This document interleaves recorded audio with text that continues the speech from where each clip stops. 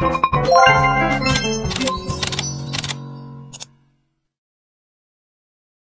minasan, konnichiwa. So for today's video mga sisi, ang itatara naman natin is paano po ang process ng pag-aaral ng Nihongo. So marami na rin po kasi ako natatanggap na question about dito. Marami nagko-comment sa akin na ilang months po nag-aaral, paano po ang process, ayan, paano po ang food, dorm, etc. etc. So guys, dito sa video na to, itatara natin. At kung makikita nyo guys, is iba na po yung background ko guys, kasi po is naglipat na po ako ng apartment mga sisi. So kung tatanungin nyo rin, ano ba trabaho ko dito sa Japan, is ako po ay isang factory worker dito sa Japan at isang taon na po ako nandito. So guys, hindi ko na siya papatagalin at i-discuss na natin.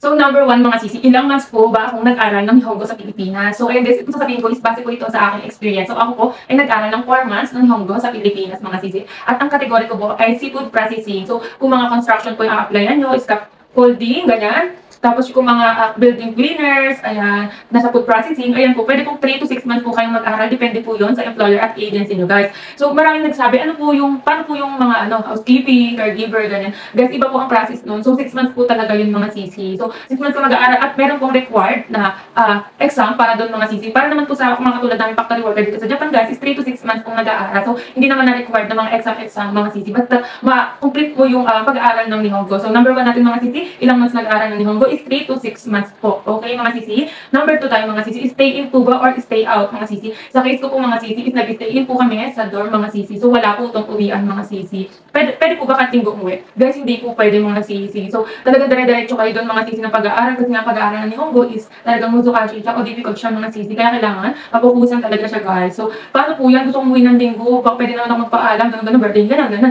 Guys, hindi po. So, talagang explain na po ng agency yan na kung papasok po kayo sa pag-aaral is dapat po is matasacrifice na yung mga ganong events sa life ng mga sisi. Kasi nga, talagang opportunity to para sa ating mga sisi. At dito na rin tayo natin-train mga sisi. Kumbaga, training na to na hindi uuwi. Ayan, kasi syempre pag nandito ako sa Atlanta, na-homesick ka lang, gusto mo na umuwi. So, hindi yun pwede mga sisi.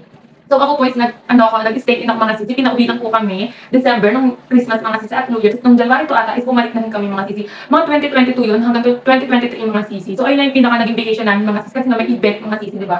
So, Christmas break. So, pag after nun, bumalik na rin kami mga sisi. Tapos, dire-diretso yun is wala nang naging uwian mga sisi. So, stay in po. Pero may mga agency rin po na nagpapa-stay out mga sisi. Pero hindi ko siya masasabi kung saan siya. So, nababasa ko lang. Tapos, may mga napapanood din ako na pwedeng mag-stay out. Pero, kadalasan po talaga is stay in mga sisi. So, ayun ang number 2 natin mga sisi. Kung stay in or stay out. Okay, number 3 natin mga sisi. Paano po yung dorm? Okay? Yung dorm na tutuluyan mga sisi. So, sa case ko po, yung dorm po na tinuluyan ko ng 4 months mga sisi na pag-aaral ng Nihongo is may bayad po. Okay? Magkano po ang bayad sa akin? 4,500 po. Okay? 4,500. Double deck po yun. So, sa isang kwarto is 6 kami mga sisi. Ako po mag-isa 4,500. So, and guys, may bayad po ang dorm mga sisi. So, paano po yun mga sisi? Ay, i-explain ko sa inyo paano yung expenses nyo dito. Basta ang dorm ko po is 4,500. Okay? May bayad po ang dorm. Hindi po siya libre mga sisi. Okay? Next naman po, ang food. Okay? Pang ilan ito mga sisi, pang-apat is yung food. Okay? Yung food naman po mga sisi, isagot nyo rin po yun. Hindi na po yung provided ng company or agency nyo mga sisi. Lahat po ng expenses nyo, mapa-hygiene, ayun, makakaalanganin nyo sa araw-araw, yung mga sabon, ganun, sarili nyo pong provide yun mga sisi. Tsaka mga food nyo araw-araw mga sisi. So, ayun guys, siguro nung nag-dorm ako, siguro nasa pang 50 plus or 200 a day yung allowance ko mga sisi. Hindi pa kasama dyan yung mga sabon-sabon, etc. kung mga sisi. So, kasi nung kami, yung tanghalian namin for lunch, mga 75, almusal mo, snacks mo, ganun, diba? So, nasa 200 yung allowance ko a day. So, 4 months yun mga sisi.